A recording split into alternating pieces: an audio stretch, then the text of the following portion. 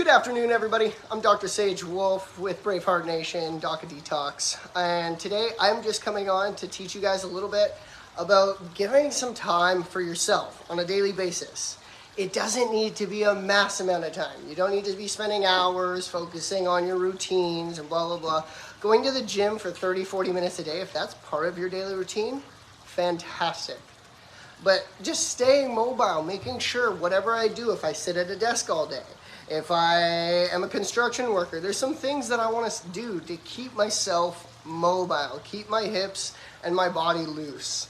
And so I'm out here right now in Prosper, Texas. I'm doing some teaching of Wolfe non-surgical, and I'm doing a lot of non-surgical on clients around the area and just kind of getting my practitioners on a roll right now that we've trained.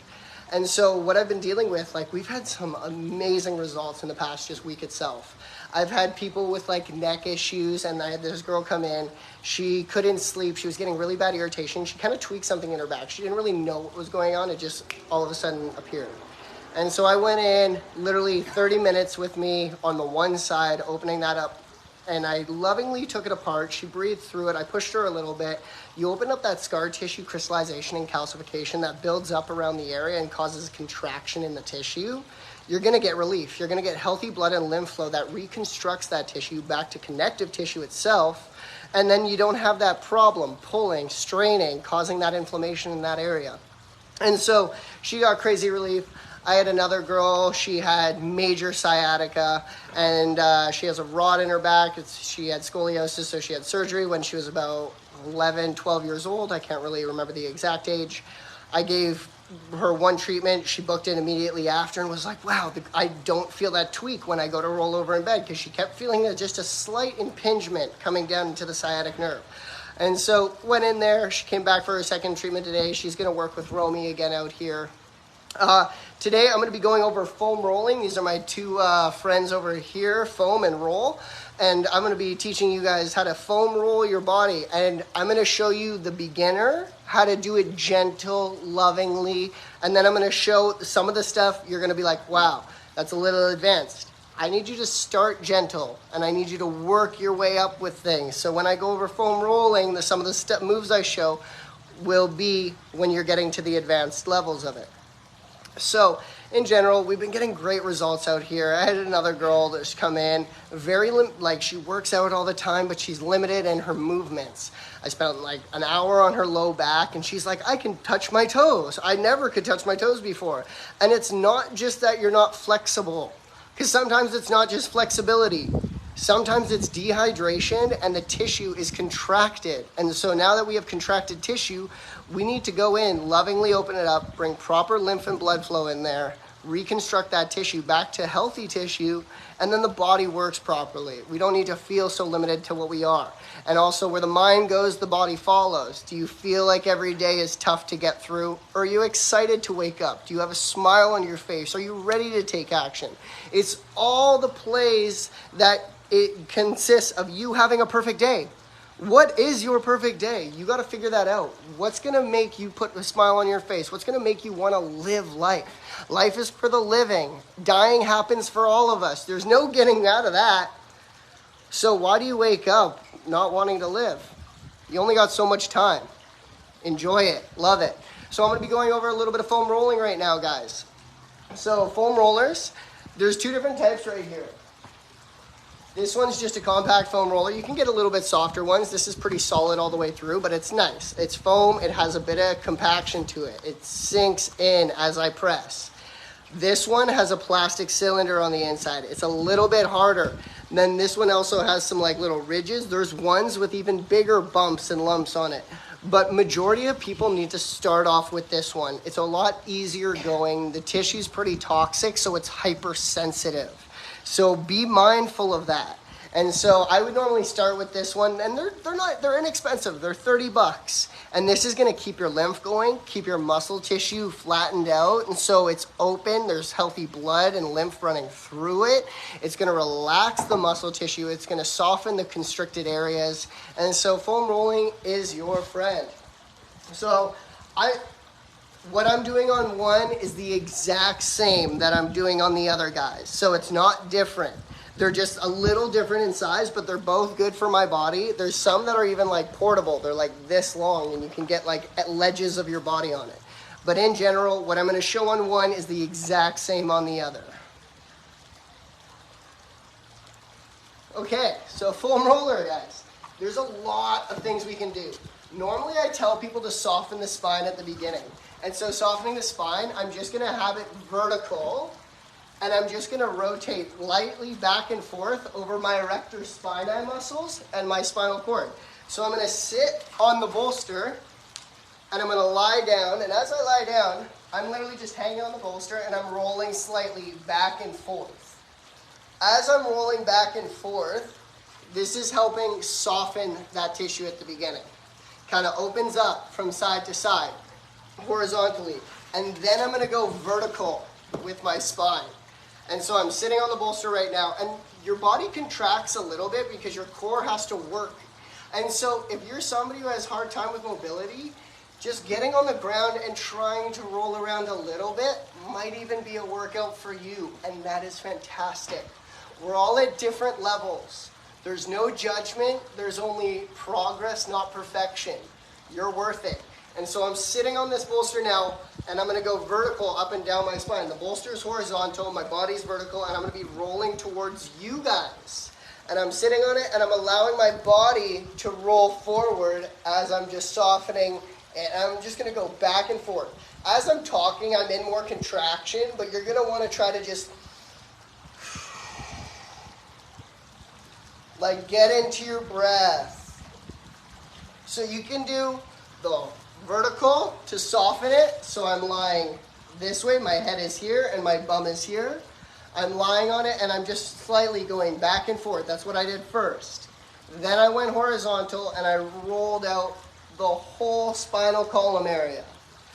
After you do that, people who have tight quads, hamstrings, you can roll those out too. So I'm placing the bolster on the ground. I'm sitting on it. I roll off and I have my hands back behind me. And I'm just rolling back and forth, softening that tissue. And if that's not intense enough for you, you're gonna cross your legs because it's putting weight on that affected area. So then I'm softening my hamstring with more of my weight. And then if this isn't intense enough for you, that's why we go to the bolsters with the nubs. So I can do that on the back sides, my hamstrings. I can go onto the side on my IT band at the beginning because the IT band is the largest tendon in the body, so it's a lot more sensitive. So I'm going to roll lightly at the beginning, and if that's enough for me, that's enough for me. If I want more, you're gonna lie on top, and I'm using my body weight to go back and forth to soften that IT band. And then I'm gonna flip over so I'll face away from you guys. You're gonna do the same thing for the quads, and it's almost like a weird little push-up motion. So I'm gonna flip over, my quads, the foam roller is laying right above my knees, and my hands are straight, and I push back, I'm pushing back, and then I pull forward. Push back, and pull forward. And if that's not enough, you cross your legs. And now I'm really working into my quad. I even feel this. So that's gonna be really opening up the leg area. And so, depends on how far you wanna push it, super beneficial. Then we're gonna go into the shoulder area. And so I'm placing my shoulder directly on it. And if I was a woman and I had breasts, I'm gonna place my shoulder, my breast right off of it. And I'm just lying my arm on top and I'm rolling over top, allowing my body weight to come over top of that shoulder to soften that shoulder socket. You can even get insides. This is where the tough one is. You can get inside into the adductor and psoas area. It's just a tough one, and it's almost at that point like a workout. So I'm placing my arms on the ground. I place my inside of my thigh in the adductor area, and I'm pushing to the side as I roll that out. But that one is a little bit more tough. So me even just talking you guys through that though, it took me 5 minutes. What if you can't get down to the ground? Can you try to do it on the bed? You can try to do it on the bed. If you're bedridden, You can put a foam roller on the bed. It will. Depends on how firm your mattress is, though. If you have like memory foam, it's going to absorb to that weight of it, so you won't be able to roll so well. If anything, I would get like a tennis ball, or I would get like an Indian rubber ball, and I would place that on the bed. And if I felt like I had contraction in my back or my hip, I'm going to put that ball, like that tennis ball, under that area, under my glute, under my back, and I'm going to roll back and forth on that because it'll roll and soften a specific area a little bit more. Yeah, so as I was saying, foam rolling, guys, fantastic. It takes 5 minutes. I just explained it to you guys. So if I just explained it to you guys, doing that took me 5 minutes. Why don't you have 5 minutes in the morning and 5 minutes in the afternoon for yourself? That's all you need. Doing the pelvic squats, activating yourself. So yes, sure, I want to stand up in the morning. It takes me 2 minutes. As I'm brushing my teeth, bring those hips around. Move it. Dance. Get that fluid moving. We have synovial fluid in there. We have lymph. We have blood. The thing is, if you don't have essential fatty acids in the body too, so you got to watch what you're eating, what you're putting into the body. Right now, I'm going into the physical aspects of things, but then the nutritional aspect comes into play. Then the emotional aspect comes into play. It's a perfect day lifestyle.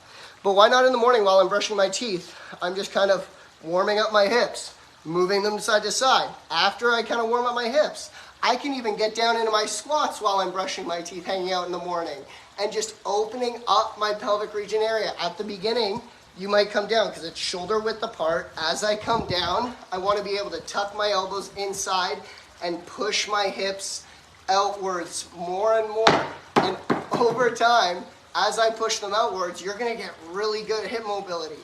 And this is what you're going to work with. If I can't even start to squat because I'm not in shape like that, you're going to hold the wall and you're going to start to go lower and lower. Oh, I start to feel the burn.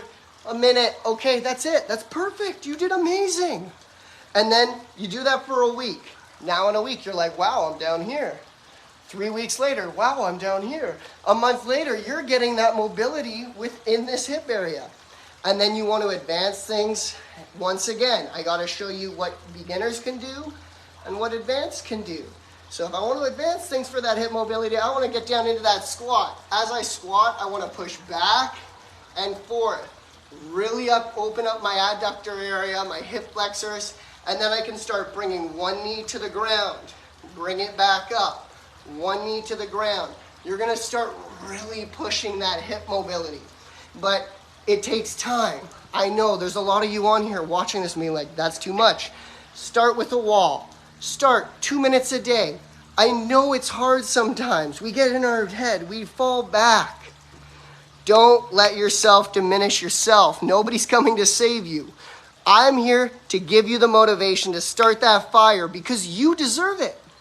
So grab that wall and start doing a little squat to activate it. Other than that, you guys, thank you for joining my little Wednesday one a day. And I want you to know I'm on every Wednesday going to teach you 1 or 2 things about how to stay mobile, stay healthy. Love you all, and we'll see you on the next one.